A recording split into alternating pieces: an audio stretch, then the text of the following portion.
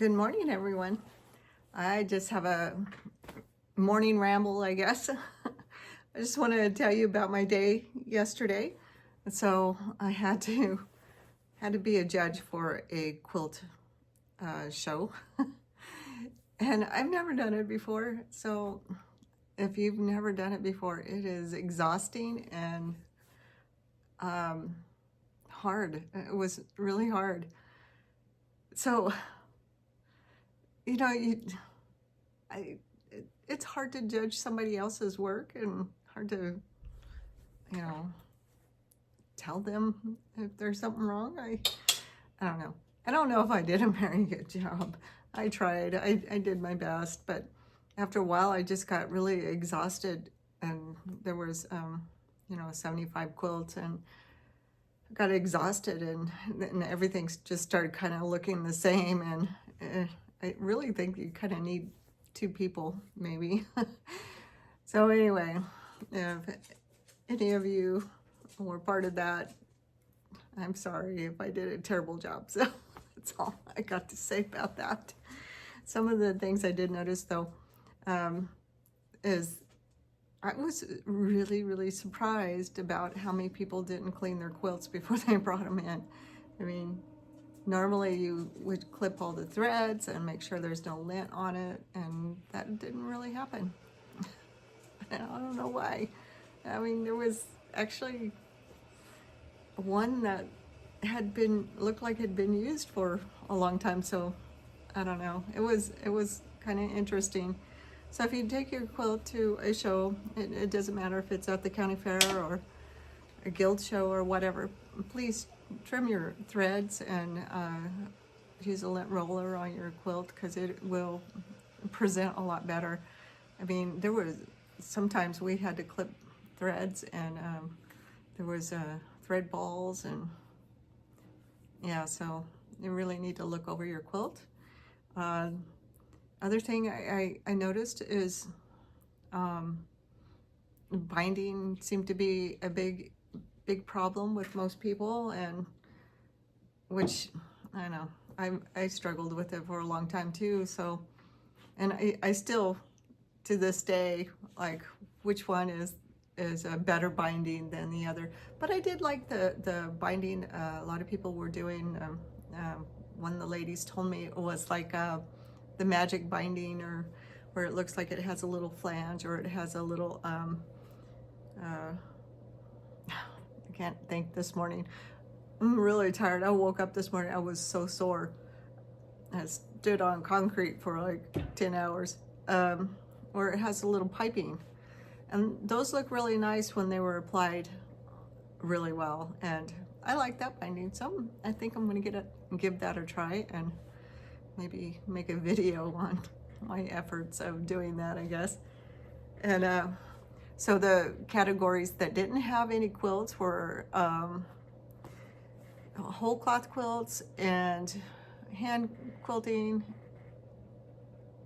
Well, there was one, and let me see, there was several other ones that were missing quilts. The biggest categories are also always the medium quilts, and for like non-professional and professional, and what they consider professional is if somebody professionally long-armed it for you.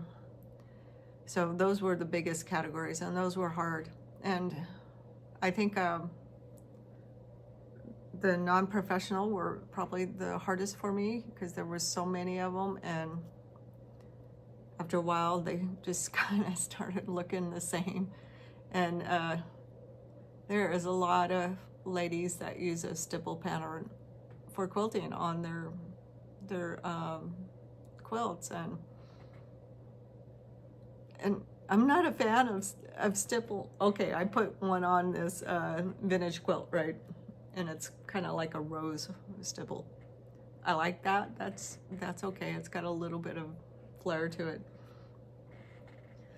But I saw so many stipple patterns, I was about to go crazy. And I mean, if you like them, that's fine. It it was just overwhelming, you know, when you're trying to judge them and look at them.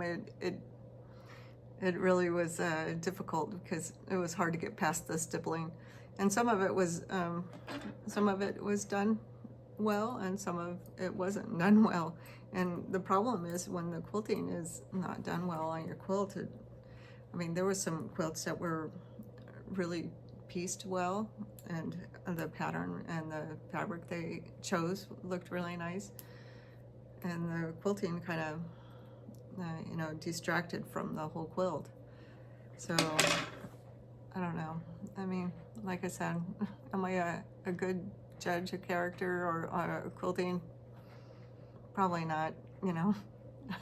Maybe my own quilts, I don't know. So do apologize if I hurt anybody's feelings. I hope not. I tried to leave nice comments. I mean, because there was, you know, there was really a lot of effort put in to those quilts, and you don't want to discourage people from continuing, because I mean, that's what it's all about, is to have fun, not to have some, you know, random person like me judge your quilt and tell you it's awful or something like that, which, you know, I wouldn't do. But I don't want to discourage anybody from quilting, because you're always going to be somewhere on your journey, right? You're going to either be in the beginning or the middle, or, you know, maybe at the end where you're really good. And sometimes you get to the end and you're still kind of, you know, I think I'm still mediocre. So I don't know if I'll ever advance to expert. and it's probably because I just really don't have a desire to do that more than anything else, you know. Sometimes I get sloppy and and you know, my points don't match, or my piecing doesn't match, or my quilting doesn't look perfect. So oh yeah, that was my day yesterday. It was exhausting. My throat still hurts from talking.